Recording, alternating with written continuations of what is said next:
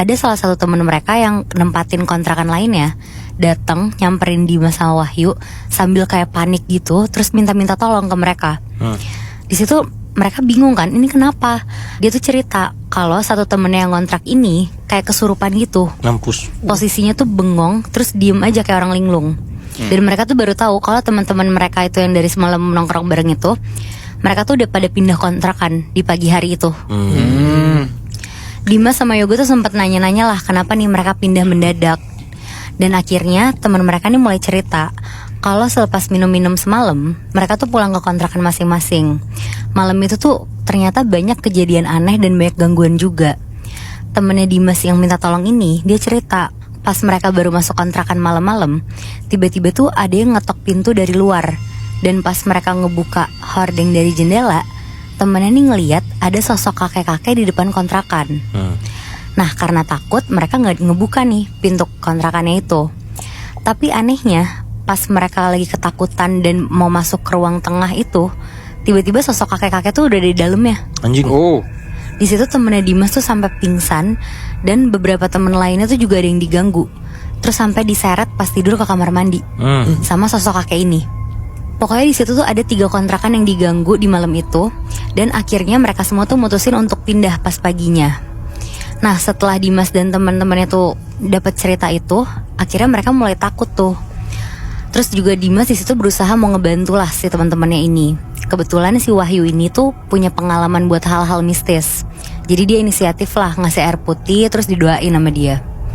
Dan sepulang dari warungnya si Parudi ini, Dimas sama teman-teman kosannya ini nyeritain nih ke teman-teman kontrakannya yang belum tahu. Singkat cerita, selang seminggu setelah kejadian itu, Dimas sama teman-temannya ini tuh jadi ketakutan gitu, karena bener-bener dihantuin terus-terusan. Jadi selama seminggu itu, mereka tuh kemana-mana tuh selalu pergi bareng-bareng. Bahkan sampai mandi aja tuh mereka bareng-bareng, kayak nemenin di luar, pintunya nggak ditutup gitu. Saking takutnya ya. Betul. Karena katanya tuh dari cerita teman-teman mereka yang diganggu tuh banyak kejadian yang nyeremin di kamar mandi. Salah satunya ada sosok kuntilanak di plafon kamar mandi. Dan akhirnya setelah seminggu kemudian mereka tuh langsung nanya ke Pak Rudi karena udah gak kuat lagi kan saking takutnya. Di situ Pak Rudi tuh dengan santainya ngejawab kalau hal-hal kayak gitu tuh gak pernah kejadian. Dan karena mereka gak ngedapetin jawaban, akhirnya mereka mutusin buat balik ke kontrakan lagi. Dimas sama teman-temannya nih nyoba ngusir rasa ketakutannya mereka lah. Mereka ngumpul-ngumpul terus, pokoknya bener-bener bareng-bareng terus tuh. Dan pas lagi ngumpul-ngumpul gitu, tiba-tiba tuh ada yang lewat. Yang lewat ini adalah anaknya Pak Rudi. Anaknya ini perempuan sekitar SMP gitulah umurnya. Jadi mereka iseng tuh nanya ke anaknya, siapa tahu anaknya tahu kan. Dimas tuh langsung nanya ke anaknya, Pak Rudi punya peliharaan ya di kontrakan ini.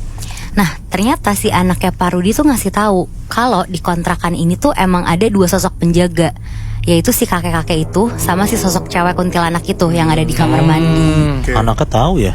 Iya, tapi malah Pak Rudinya nggak ngasih tahu. Dan di saat itu juga tuh mereka langsung mutusin buat pindah kontrakan aja. Tapi karena emang mereka belum gajian dan gak punya uang yang cukup, akhirnya mereka harus nunggu gajian sampai seminggu lagi. Dan selama seminggu itu tuh mereka bener-bener selalu bareng-bareng terus. Dan sampai sekarang si Dimas sama teman-teman satu kontrakannya ini tuh masih penasaran kenapa hantu itu tuh ngeganggu kontrakannya itu.